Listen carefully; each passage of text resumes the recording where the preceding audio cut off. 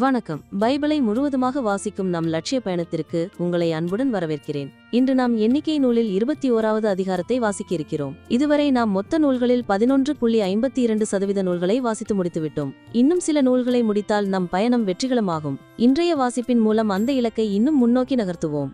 வாங்க தொடங்குவோம். கானானியர் மேல் வெற்றி.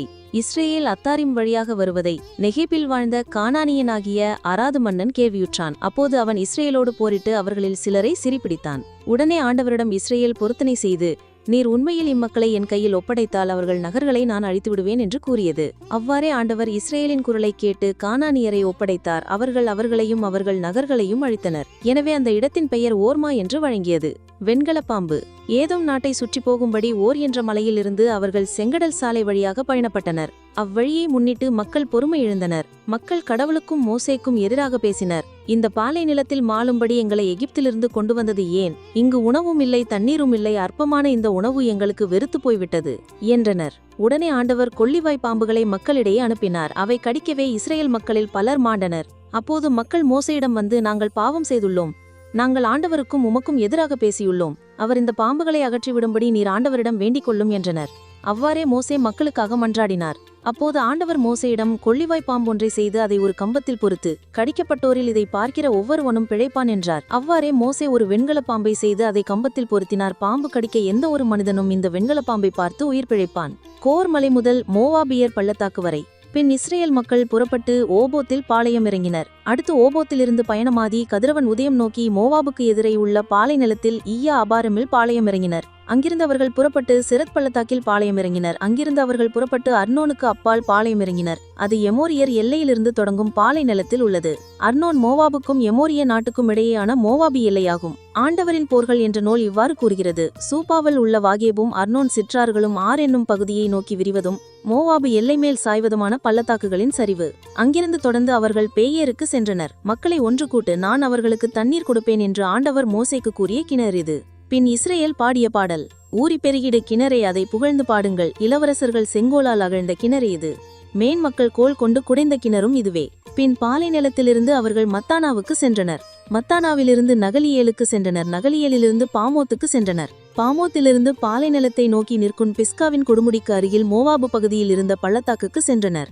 சீகோன் ஓகு மன்னர்களை வெல்லுதல். இஸ்ரேல் எமோரியர் மன்னன் சீகோனிடம் தூதர்களை அனுப்பி கூறியது, நாடு வழியே நான் செல்ல அனுமதியும்.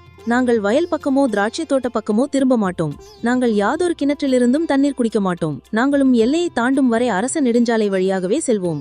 ஆனால் தன் எல்லை வழியே இஸ்ரேல் கடந்து செல்ல சீகோன் இடம் தரவில்லை. அவன் தன் ஆளுகள் எல்லாரையும் சேர்த்து கொண்டு இஸ்ரேலுக்கு எதிராக பாலை நிலத்துக்கு சென்றான். யாங்காசுக்கு வந்து இஸ்ரேலை எதிர்த்து போரிட்டான். இஸ்ரேல் வாழ்முனையில் அவனை கொன்று அர்னோன் தொடங்கி அம்மோனியர் வரையில் உள்ள யாப்போகு மட்டும் அவன் நாட்டை கைப்பற்றியது.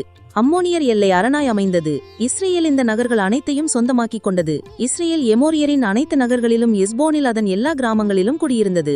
எஸ்போன் என்பது எமோரியர் மன்னன் சீகோனின் நகர். அவன் மோவாபின் முன்னைய மன்னனோடு போரிட்டு அவன் கையிலிருந்து அர்னோன் வரை இருந்த நாடு முழுவதும் கைப்பற்றியிருந்தான். எனவேதான் கவிஞர்கள் பாடுகின்றனர், எஸ்போனுக்கு வாருங்கள், அது கட்டப்படட்டும், சீகோன் நகர் நிறுவப்படட்டும். நெருப்பு எஸ்போனிலிருந்தும் நெருப்பு தழல் சீகோன் நகரிலிருந்தும் சென்றது. அது மோவாபில் உள்ள ஆர் நகரையும் அர்னோன் மேடுகளில் உள்ள தலைவர்களையும் விழுங்கியது. மோவாபு உனக்கு ஐயோ கேது, கெமோசின் மக்களுக்கு உங்களுக்கு முடிவு வந்துவிட்டது.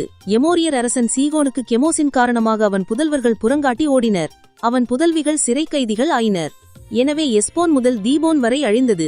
மேதபா வரை உள்ள நோபுபாக்கு பகுதியை பாழாக்கினோம். இவ்வாறு இஸ்ரேல் எமோரிய நாட்டில் தங்கியது. பின்னர் யாசேரை உளவு பார்க்கும்படி மோசே ஆளனுப்பினார். அவர்கள் அதன் கிராமங்களை கைப்பற்றி அங்கிருந்த எமோரியரை துரத்திவிட்டனர். அதன் பிறகு அவர்கள் திரும்பி பாசான் நெடுஞ்சாலை வழியாக போனார்கள். பாசான் மன்னன் ஓகு என்பவனும் அவன் மக்கள் அனைவரும் எதிரே ஏரி என்னும் இடத்தில் போர் புரியும்படி அவர்களுக்கு எதிராக வந்தனர். ஆனால் ஆண்டவர் மோசேயிடம், அவனுக்கு அஞ்ச வேண்டாம், நான் அவனையும் அவன் மக்கள் அனைவரையும் அவன் நாட்டையும் உன் கையில் ஒப்படைத்து விட்டேன். நீ எஸ்போனில் வாழ்ந்த எமோரியர் மன்னன் சீகோனுக்கு செய்தது போல இவனுக்கும் செய்வாய் என்றார். அங்கினமே அவர்கள் அவனையும் அவன் புதல்வரையும் அவன் மக்கள் அனைவரையும் ஒருவர் கூட எஞ்சாதபடி கொன்றொழித்தனர். அவன் நாட்டையும் அவர்கள் கைப்பற்றினார்கள். நாம் 1189 அதிகாரங்களில் 138 அதிகாரங்களை நிறைவு செய்துவிட்டோம். இன்னும் சில அதிகாரங்களை வாசித்தால் முழு பைபிளையும் முடித்து விடுவோம். நாளை அடுத்த அதிகாரத்தை சந்திப்போம். நாள்தோறும் இந்த பயணத்தில் நீங்களும் பங்கேற்றால் பைபிளை முழுவதுமாக வாசித்து முடிப்போம்.